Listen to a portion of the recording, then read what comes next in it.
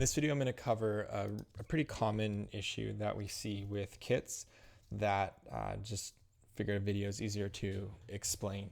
So kits in general in ShipHero are a really powerful tool, but unfortunately, if they're not set up right, it can cause issues with orders not being released. And that's actually the case that we have here. So the orders are not batching out, but they should be.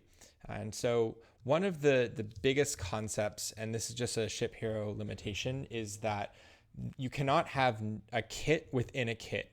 Meaning if product A is a kit, then product B cannot also be a kit of product C. So this is how I kind of describe it, is if A, B, and C are all the same. So let's say these are all a red hat, right? Or a blue hat. Product A is the same blue hat as product B is the same blue hat as product C. Well, in ShipHero, you could say that if an order comes in for product A, which is our blue hat, we can ship them product B. That's fine. But then because this is saying, no, we actually want you to ship product C. So this doesn't work with ShipHero's logic internally. And so the orders tend to get held up. But based on this logic, you could also say that A equals C, right? If A is equal to B and B is equal to C, then A is also equal to C. So that's what needs to be set up in ShipHero. And so I'm going to show you that in practice here. So for this order, you can see that this is the order. The SKU is 1897, but it's a kit, right? It has components. So if we click on this order, we can see that, in fact, we go down to kit components. Okay, this is actually a kit.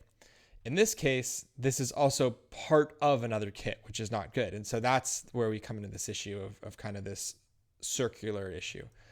So then we say, okay, well, if this is the component of here, we view this.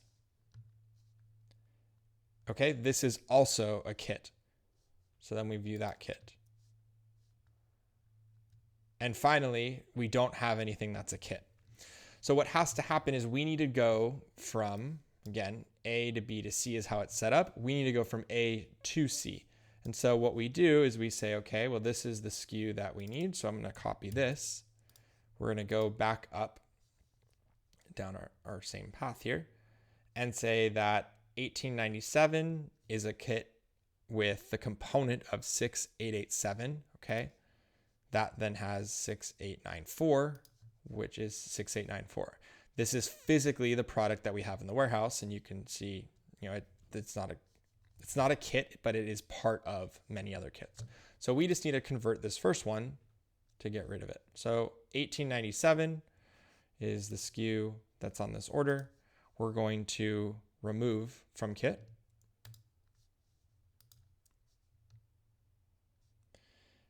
And now we're going to say, nope, this is actually the component because this is physically the product that we have in the warehouse versus it being another kit that is essentially a virtual product.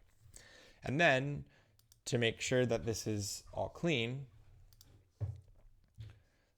we need to say, okay, if 6887 is also this product, right? Meaning 6894 is the one that it needs, then it shouldn't be a part of these because this would then be a kit within a kit. So all of these, 1, 2, 3, 4, 5, these should all be updated to this as the component as opposed to this one because this is a kit. And I get that this can be kind of confusing, so hopefully the video does help a little bit. So what we want to do is we want to update all 5 of these with the proper kit.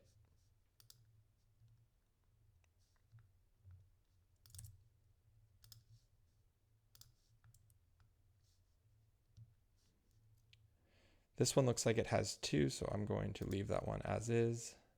This one has 1.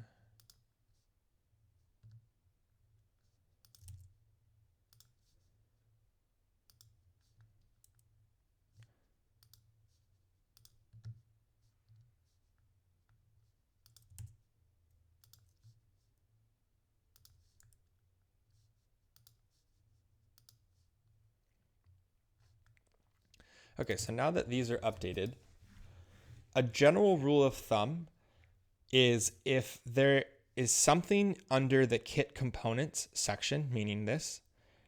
There should not be anything under the kits table. And what this means in plain English is if you have something that has a component, because these are the kit components, it should not be part of the kits table, because that would tell you that it is also part of another kit, which then means it puts you in this A equals B equals C situation. So you can only go one layer down. You cannot have kits of kits of kits. So now when we go back to this order, you could see now the team should be able to pick this because and we could always just do reprocess just to be safe.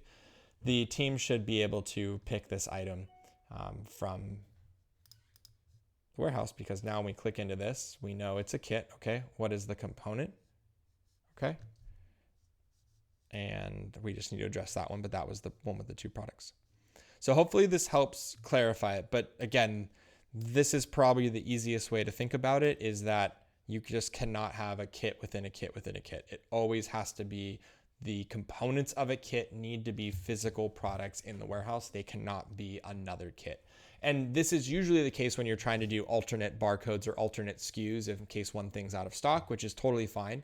The process just needs to be that you have to update the components of product A or of kit A to be for C instead of B or something like that.